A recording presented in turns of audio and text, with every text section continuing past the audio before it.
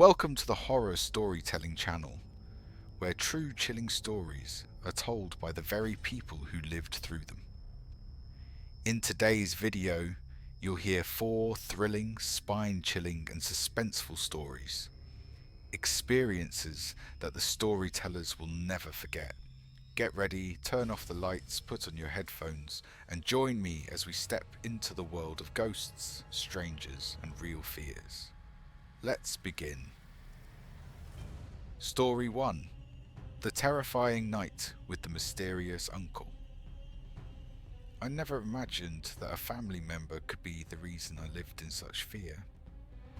This story happened when I was just 14 years old, an age still innocent and not strong enough to understand the dangers lurking around me. At the time, I lived with my mother and her boyfriend Dale, a man who wasn't very nice. Dale had a friend, a man who always sent shivers down my spine whenever I saw him. He had the same face as a character from the movie Jerky Boys, messy hair, and a gaze that always seemed to be following me. Every time I saw him, I tried to avoid him, but he always seemed to find a way to catch me during the most uncomfortable moments. I often went to my aunt's house. She was the only person in the family I truly liked, a free-spirited woman who drove her classic Firebird convertible and blasted rock music. She had a brother-in-law, Jeff, who rented the basement at her place. Jeff wasn't someone I fully trusted. He was strange, but I still considered him family. One night around 11:30 p.m, I was home alone when I heard a knock at the door. I went to the door and peeked through the small glass pane, realizing it was Jeff. I opened the door. "Hey Jeff, what's going on?" He asked if my mother or Dale were home. I told him my mum was at work and I didn't know where Dale was. Jeff said he wanted to talk to me downstairs. At first, I didn't think much of it, assuming he just wanted to chat. But when I stepped outside, I froze in shock to see Jeff's car still running with its headlights on, and sitting in the passenger seat was the Jerky Boy, the man who had terrified me to the core. Jeff gently coaxed me toward the car, his hand brushing my shoulder, as if adjusting my shirt strap. "Don't be scared. Just come closer. We just want to talk." But I knew the headlights in front would obscure my view, and I wouldn't be able to see what was happening. They could easily abduct me. My heart pounded. The overwhelming fear forced me to pretend to be innocent and shy. I began to joke, trying to delay. "I'm not wearing shoes. I'm afraid I'll step in dog poop." That small move helped me avoid direct attention and maintain a safe distance. At that point, the Jerky Boy started to get out of the car. Without hesitation, I sprinted up the stairs and slammed the door shut. My hands and legs were shaking uncontrollably, fear taking over me. They knocked on the door loudly, calling for my mother's boyfriend Dale, trying to open the door. But I had locked it tightly. I thought they would break the door down at any moment, so I quietly went to the back door to hide. But when I looked through the window, I saw the Jerky Boy standing guard behind the house, while Jeff was still sweet-talking at the front door. In a panic, I wanted to call the police, but didn't dare. I had trusted the people I called family too much, leaving me in a powerless situation. Fortunately, they didn't do anything to me and left. I ran to a friend's house, not telling the whole story, just saying I was scared and needed to stay there until my mum came back. 3 months later, I moved to live with my dad more than 40 miles away from that place, and I never saw them again. I still remember the deepest sense of betrayal. They say family is the safest place, But for me that night, it was the door opening to the darkest shadows. If you've ever had an experience like mine, or felt danger from people you trusted, share your story. Don't let anyone feel alone in their fear like I did. Story 2. The terrifying shadow at the child pickup station. The memory of one afternoon waiting for my mother to pick me up still haunts me to this day. I was a young child in elementary school, and since parents usually came late, I often stayed for the after-school program, a place that seemed safe, but in reality it wasn't. The after-school program took place on the school grounds, mainly for homework and light activities. However, I was usually the last child to be picked up. Every time this happened, I always felt the loneliness creeping in, with only a few adults and other kids still there with me. One day, when it was just me and the chaperone left, he told me that he needed to use the restroom for a moment and told me not to leave my seat. I sat still, leaning against the wall in the empty playground as the evening light began to fade. Suddenly, a car pulled up in front of me. The passenger side door opened and a man with a scruffy beard wearing a flannel shirt and dark sunglasses spoke in a deep yet chilling voice. "Come on, go with me. Your dad can't pick you up today. I'm your dad's relative." My heart froze. I didn't know who this person was, and the overwhelming fear paralyzed me, making it impossible to move or speak. I didn't recognize him, and I couldn't understand how he knew me or my family. The man persisted, his voice growing more insistent. "Get in the car, now your dad's hurt and needs to be visited." I stood there frozen, too scared to react. Just as I was still standing there, the chaperone returned, and the car sped off before my eyes. The chaperone rushed over, asking if I was okay, and immediately reported the incident to the school. Afterward, my family was notified, and the school increased security for the students, especially for those like me who stayed late. But that event left a huge question mark in my mind. If I had been naive and gotten into that car, would I ever have made it back home? This story serves as a silent warning about danger lurking in the most seemingly ordinary moments. Always stay alert and never follow a stranger, no matter what they say. If you've ever had a scary experience or story involving strangers when you were younger, please share it with me, because our safety starts with vigilance and sharing. Story 3.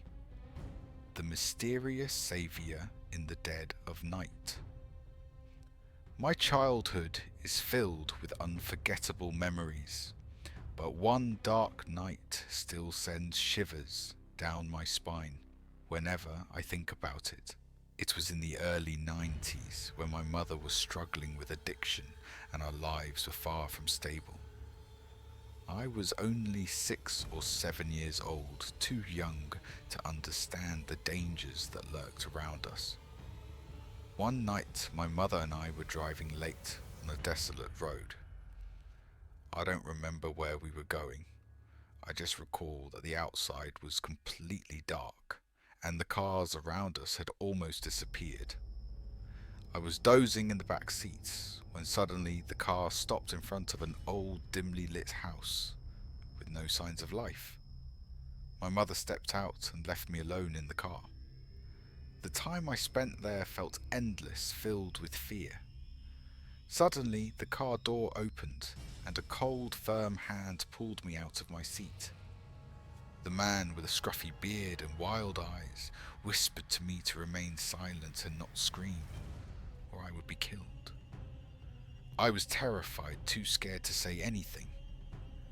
I followed him as he led me through narrow streets to a cramped area filled with shadowy figures. With each step, he pulled me further away from my mother's safety, and I kept glancing back at the old house, hoping for a miracle. Out of nowhere, a man smoking in the hallway appeared. In an instant, he rushed at the kidnapper, punching and kicking him until he was knocked unconscious. The violent scene made my spine chill, but even as a small child I understood that this man was the one who saved my life. He quickly picked me up and ran hiding from the patrolling police cars.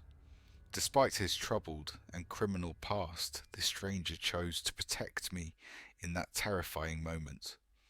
He warned me not to reveal what had happened to the police, as it would get him into trouble.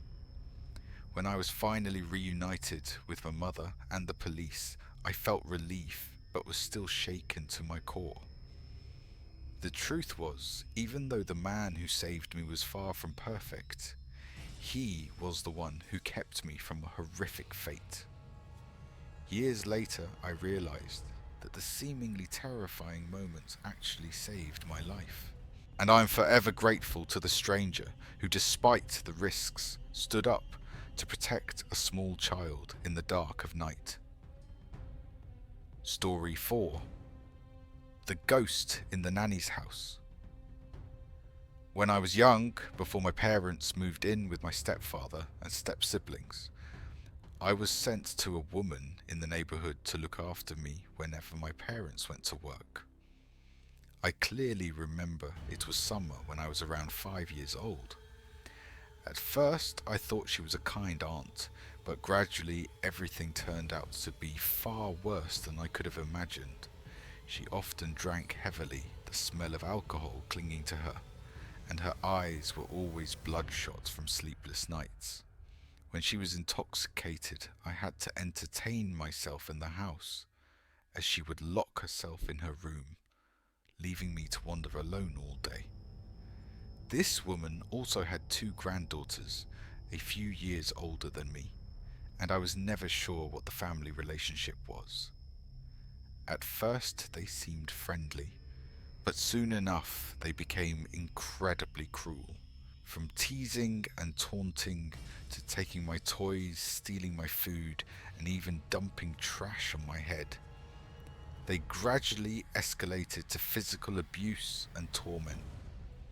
One time they pulled my hair, slammed my head into the wall, and even put broken glass into my breakfast bowl, which almost caused me serious injury. I couldn't fight back because they were older and more aggressive, and the adults never believed me. Day by day, the bruises on my body multiplied. I started to panic, fearing every morning because I knew I had to return to that house. Then one day, she took me to the pool she had installed in the backyard and told me to play in the shallow end since I didn't know how to swim. But when she went inside to make a phone call, her granddaughters began their game. They taunted me to the deeper side and then pushed me into the water. I struggled in the pool, the cold water filling my face, hearing their maniacal laughter from the edge. I thought I was going to drown.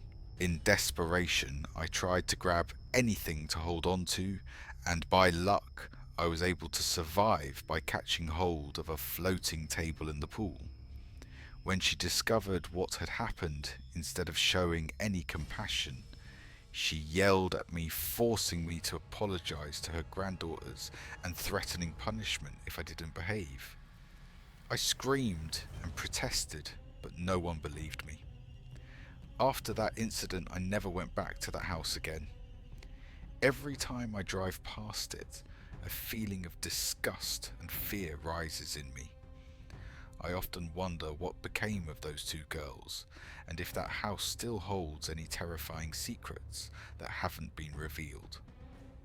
My mother never believed me, and my stories were dismissed as childish nonsense. The price I paid for my silence was the horrific months I will never forget. Thank you for watching today's 4 horror stories. These experiences are not just stories, but also a warning about the dangers that always lurk in life. If you enjoyed this video, don't forget to hit like, subscribe and share so more people can hear these chilling stories. And if you have a scary experience you want to share, leave a comment below. Who knows, your story might be the topic of the next video. See you again in the next terrifying tales. On.